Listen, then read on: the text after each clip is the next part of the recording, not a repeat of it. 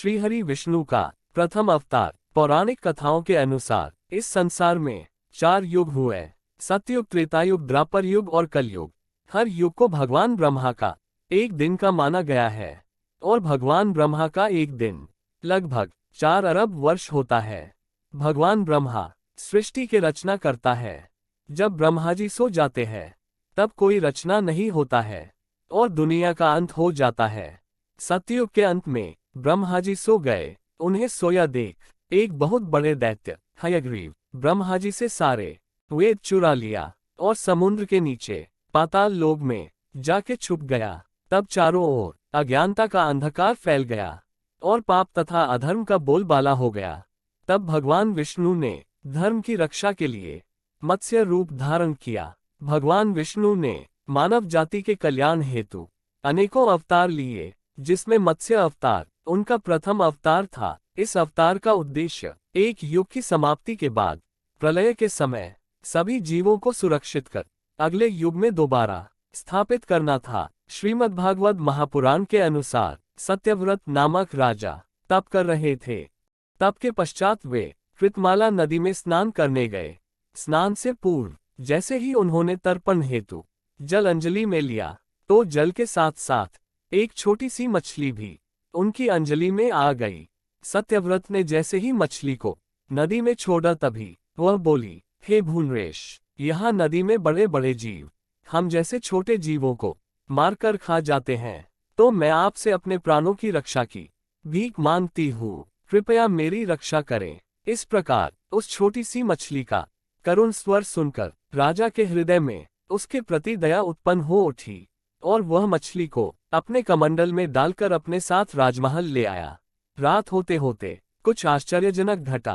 कुछ ही घंटों में मछली का शरीर इतना बढ़ गया था कि कमंडल उसके रहने के लिए छोटा पड़ गया, जिसके कारण राजा ने उसे जल से भरे एक बड़े पात्र में रख दिया। सुबह होते होते उस दिव्य मछली का शरीर इतना बढ़ गया कि वह पात्र भी छोटा पड़ गया। ये देख राजा समेत सभी लोग चकित हुए। तब राजा ने दयाभाव दिखाते हुए मछली को एक सरोवर में रखा, परंतु रात होते होते वह सरोवर भी उसके लिए छोटा पड़ गया। तब हारकर राजा ने उसे समुद्र में डाल दिया। समुद्र में छोड़े जाते समय उस चमत्कारी मछली ने विशालकाय रूप ले ली। ये देख के सब हैरान रह गए। राजा सत्यव्रत की बुद्धि भी भ्रमित हो गई। तब उन्होंने पूछा, मुझे मत्स्य रूप से मोहित करने वाले आप कौन हैं? राजा के इस प्रकार पूछने पर मत्स्य भगवान बोले, राजन, मैं स्वयं श्रीहरि नारायण हूँ। राजन, आज से 7वें दिन तीनों लोक का प्रलय हो जाएगा। सभी समुद्र में समाहित हो जाएंगे।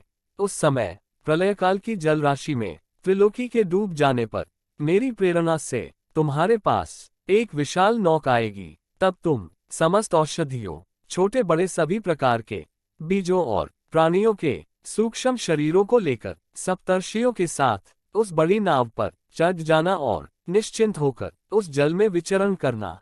उस समय प्रकाश नहीं रहेगा, केवल ऋषियों के दिव्य तेज का ही सहारा रहेगा।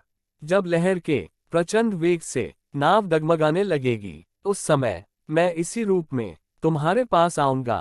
तब तुम वासुकी नाग के द्वारा उस नाव को मेरे सींग में बांध देना। इस प्रकार जब तक ब्रह्मा जी की रात रहेगी तब तक मैं उस नाव को प्रलय सागर में खींचता हुआ विचरण करूंगा।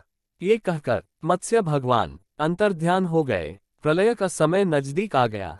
तब राजा ने देखा कि समुद्र अपनी मर्यादा भंग करके चारों ओर से पृथ्वी को डुबाता हुआ चला आ रहा है और उसी समय काले मेघ समस्त आकाश को घेर करके भयंकर वर्षा करने लगे।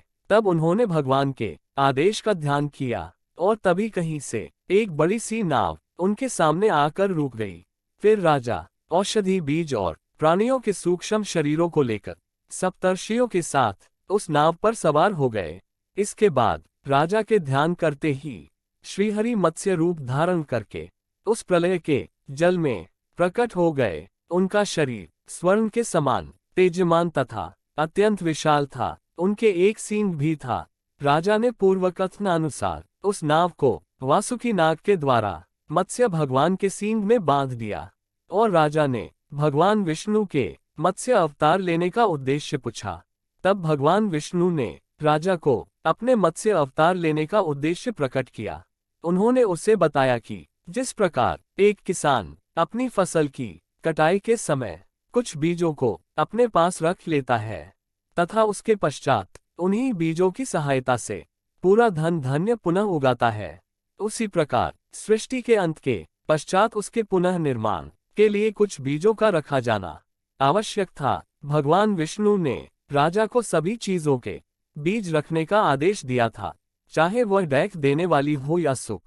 उदाहरण के तौर पर पुष्प तथा कांटे दोनों, कोयल तथा कौवा दोनों, क्योंकि सृष्टि में हर जीव का अपना महत्व है।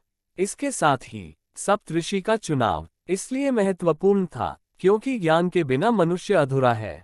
इसलिए सृष्टि में संतुलन स्थापित करने के उद्देश्य से उनका बचना आवश्यक था। मत्स्य रूपधारी पुरुषोत्तम भगवान ने जल में विहार करते हुए राजा को तत्वज्ञान का उपदेश किया, जो मत्स्य पुराण नाम से प्रसिद्ध है।